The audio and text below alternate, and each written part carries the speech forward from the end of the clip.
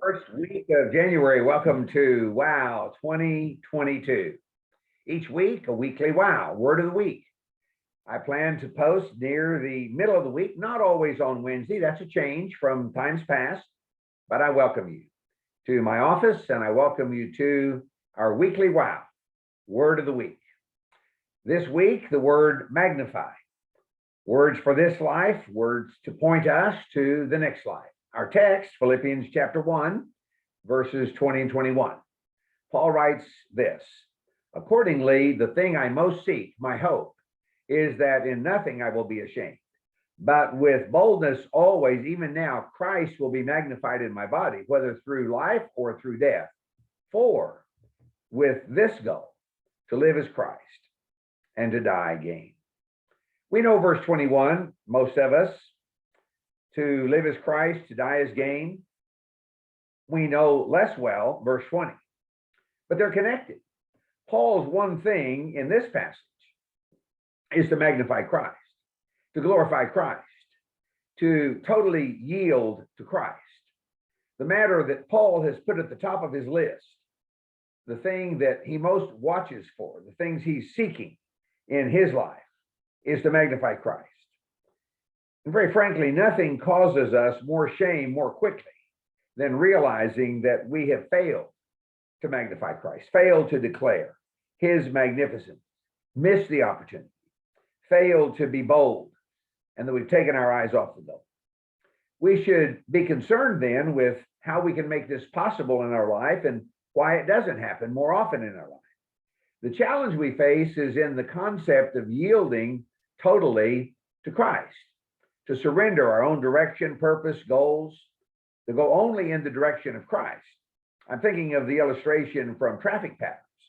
As long as the cars around me are going the same direction I'm going, the matter of yielding means very little, perhaps in changing lanes.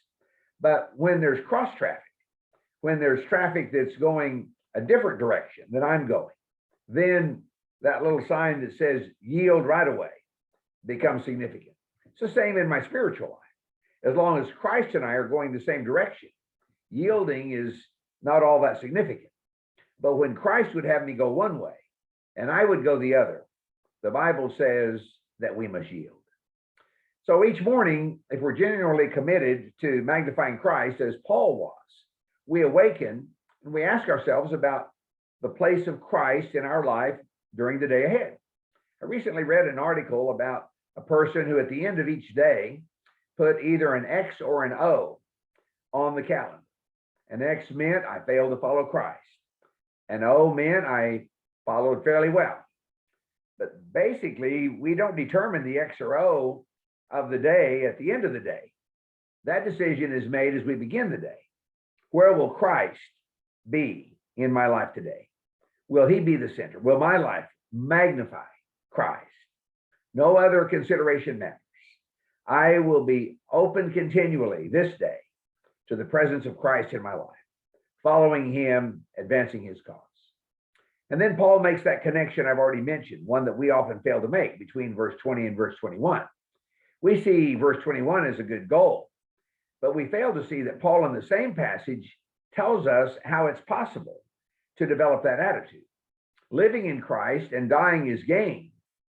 Because that's the connector, because we're committed to magnifying Christ in our physical bodies, in our existence, every action, every word. We're following Christ as Lord, and therefore we do exactly what he wants us to do. We follow his purpose in our life. Well, Paul touched the same point, I think, in Philippians 1:10, a few verses earlier than our reading, when he prayed that the Philippians would be able to discern and to choose what is best. And there it is.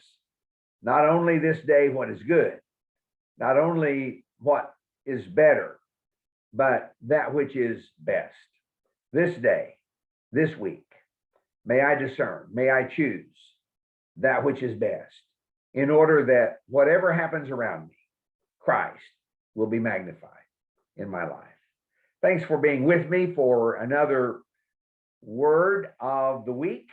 I pray that you'll join me each week in 2022 as we share together thoughts from the Word of God thoughts to encourage us, to strengthen us, and to help us be the people God's calling us to be. May you go forth knowing the blessing of Christ in your life and blessing others because you have been blessed. Until next week, God bless.